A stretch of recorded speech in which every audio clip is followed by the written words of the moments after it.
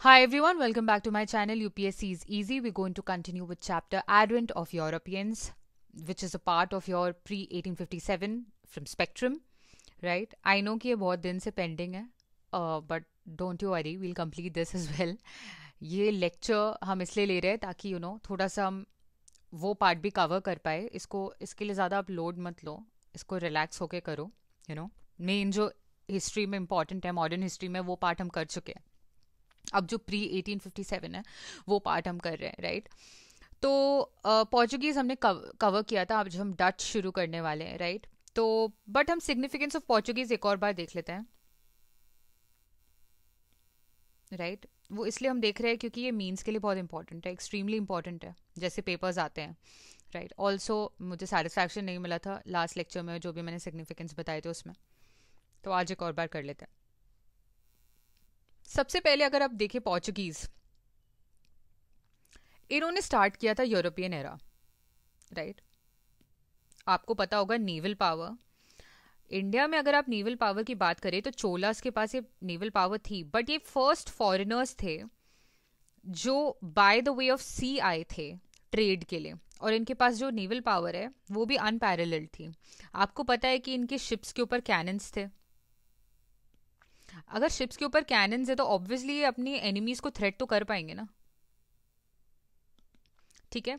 इनका अगर आप इंटेंशन देखो तो क्लियर इंटेंशन था, ठीक है? क्लियर इंटेंशन या क्लियर गोल बोल सकते हो आप. कैसे क्लियर गोल था? किस तरीके का ट्रेड करना चाहते थे? मोनोपोली एस्टैब्लिश करना चाहते थे, ये हमें पता है. कैसे पता है? हमें पता है कि exclusion of competition, specially Arabs, ये चाहते थे. इसके अलावा थर्ड अगर आप देखें तो आप जितने भी गवर्नर्स हमने पोर्चुगीज के पढ़े उनके पास बहुत सारे गोल्स थे. उनमें से एक गोल था strategic control over Indian ocean. ये क्लियर इंटेंशन नहीं है तो क्या है? ये तो आपके पास समझ लो, आपका this is a clear goal. इस तरीके के गोल्स, इस तरीके के क्लियर इंटेंशंस बहुत ही कम लोगों के पास थी. और ये जो पोर्चुगीज हैं, ये first they were the ones who showed such kind of intentions, ठीक है? ऑफ कोर्स उनके जो जब उनको कंट्रोल मिला इंडियन ओशन के पास के ऊपर, तो उनका डिसाइसिव एडवांटेज था over the trading system over there. Permit system भी उन्होंने शुरू किया था, हम पढ़ चुके हैं, राइट? तो ये सब चीज़ें ऑब्वियसली उनकी हेल्प की इन ट्रेड, राइट? इसके अलावा अगर हम बात करें तो और क्या सिग्निफिकेंस है पोर्चुगीज का? नेवल ट्रेड तो हमने देख लिया. मिलिट्री इनोवेशन की बात करो, ठीक है?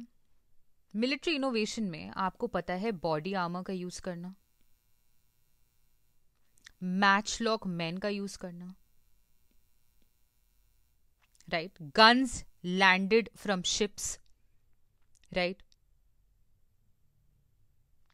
इसके बाद आप देखेंगे जो Mughal use of field guns है, या फिर आप बोल सकते हैं आर्टिलरी ऑफ द स्टिरप है, ये सब कंट्रीब्यूशन भी पोर्चुगीज का है, राइट? ये माना जाता है कि जो मुगल्स का यूज ऑफ फील्ड गन्स है,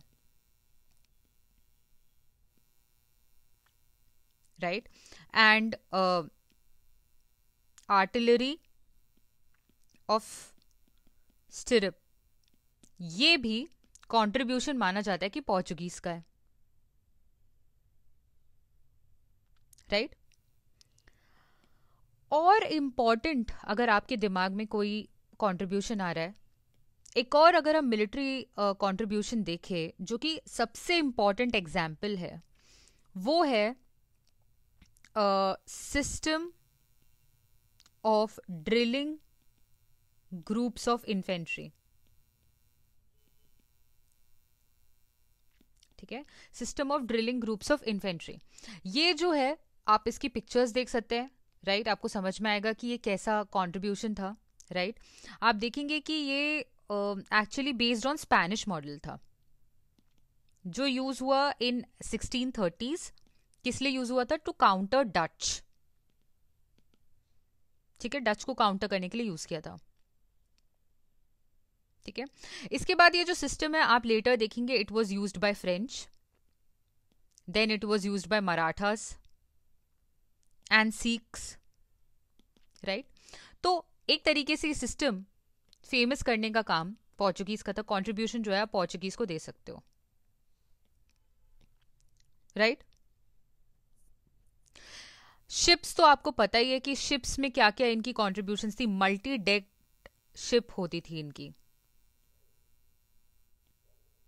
राइट। हेवीली कंस्ट्रक्टेड डिजाइन होते थे इसके, राइट। तो इससे क्या होता था, हेवियर आर्मामेंट जो है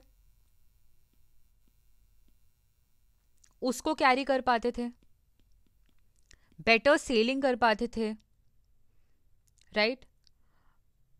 तो आपको समझना पड़ेगा कि ये सारी जो टेक्निक्स हैं ये कैसे पोर्चुगीज को स्ट्रॉन्ग बनाती थी, राइट। इसके अलावा आपको पता होना चाहिए कि कैसल प्रो एंड स्टर्न का यूज करते थे, ठीक है। टू रिपेल और लॉन्च बोर्डिंग पार्टीज के लिए इसका यूज होता था, ठीक है। इसको इन सबको आप, मैं I would suggest you to look at pictures castle pro and stern का,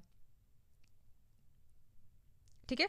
बाद में आप देखेंगे इंडियन बिल्डर्स जो है उन्होंने इन सब का यूज करना शुरू कर दिया, ठीक है, राइट। और जो इनकी स्किल सेट अगर आप देखें तो ऑर्गेनाइजेशन में इनका स्किल सेट काफी स्ट्रांग था, like creation of royal arsenals, dockyards and maintenance of regular system of pilots and mapping, right, and pitting state forces against private merchants. ये सब जो ऑर्गेनाइजेशनल स्किल्स थी ये भी इनकी स्ट्रांग थी,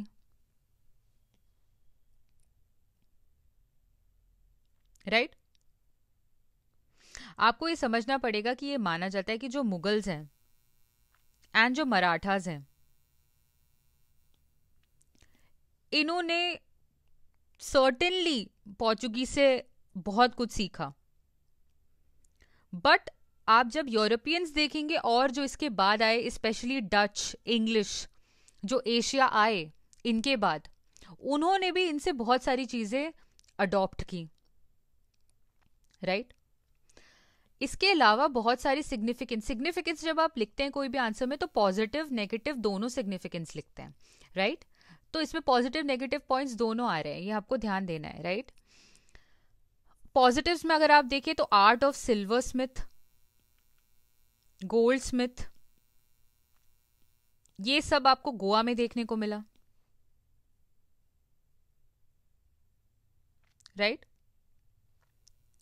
बहुत सारे मेटल वर्क, एम्बेडेड ज्वेलरी, ठीक है, metal work etcetera. Interior of churches में प्लेंटी ऑफ वुडवर्क देखने को मिलेगा and sculpture and painted ceilings, ठीक है। तो जो इंटीरियर ऑफ चर्च था उसमें वुडवर्क देखने को मिलता है, स्कल्पचर्स, पेंटेड सीलिंग्स देखने को मिलती है, लेकिन आउटसाइड अगर आप देखें तो उनका जो आर्किटेक्चरल प्लान है वो जनरली सिंपल था, ठीक है। इतना क्लियर है। और क्या है यहाँ पर जो हमें नोटवर्दी उनका पता होना चाहिए, ऑफ कोर्स रिलीजियस परसिक्यूशन जो है वो देखने को मिला है इनके टाइम पर, राइट। बट रिलीजियस परसिक्यूशन को अगर आप हटा दें तो मिशनरीज और चर्चेस की जो टीचर्स है, पेट्रन्स हैं, उन्होंने ऑफ कोर्स पेट्रन क्या किया, आर्ट को, पेंटर्स को, कावर को, स्कल्पचर को, म्यूजिक, आर्ट एक्सेट्रा में इनका कंट्रीब्यूशन देखने को मिलता है, right. That's it, Portuguese is done. इससे ज्यादा सिग्निफिकेंस आपको जानने की जरूरत नहीं है, इससे ज्यादा आपके स्पेक्ट्रम में दिया भी नहीं हुआ है।